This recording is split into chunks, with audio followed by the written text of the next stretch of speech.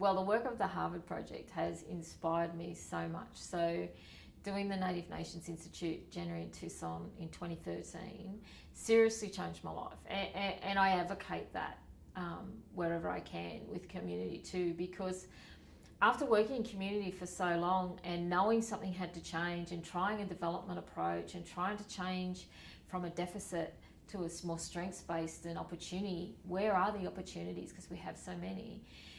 It was really refreshing to do the work, to say, this is what I've been talking about for 20 years. Now you're giving me the tools for me to have these conversations in a different way that I hope community can help communicate. And so that has definitely worked.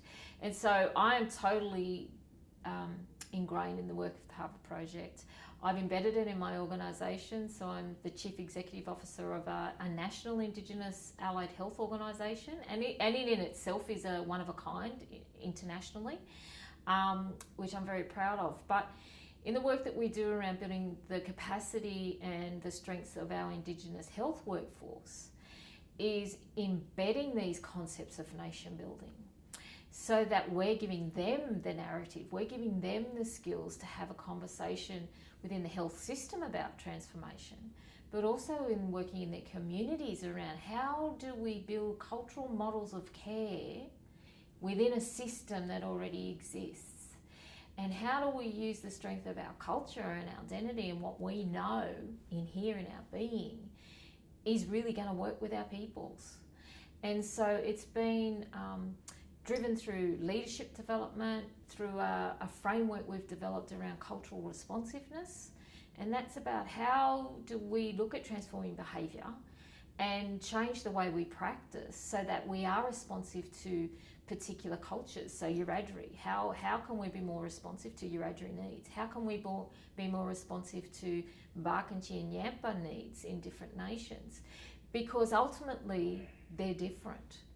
And so in Australia, they tend to blanket all Indigenous people as the same, and that's not the case. And so embedding it in the frameworks of leadership and cultural responsiveness, Indigenous and non-Indigenous people are being exposed to nation building and the key principles of moving from the standard approach, which doesn't benefit health and well-being of Aboriginal and Torres Strait Islander peoples necessarily, to a nation building approach where we're driving strategies and solutions. How do you communicate and engage with community to do that? How are we building self-governance structures with support from health professionals and organisations to do that? So that we're enabling a much bigger network of nation builders in a sense. And that over the last 3 years has been really interesting but really productive. And the nation building then presenting on that in a health space, in Indigenous health context, has been quite a new thing in Australia. And so I'm very privy to be able to facilitate that process. And I think what I'm trying to do in my role is being able to facilitate a change of discussion at a national level for Aboriginal and Torres Strait Islander peoples.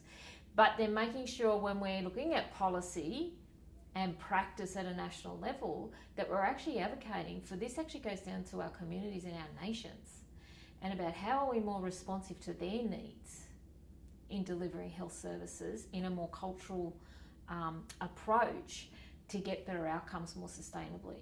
So it's a different way of viewing the nation building principles, but I think it's been quite effective in building a network and this dialogue of what are our expectations of Indigenous peoples moving into professions, because it's often then this balance of community responsibility, profession responsibility, cultural responsibility, and the overload that we sometimes get as Indigenous people where all of that comes together. So how do we support our future workforce and our current workforce in those positions? How do we best give them the tools to have a different conversation? And how do we best develop them to transform the way we work? So it's seriously my whole life.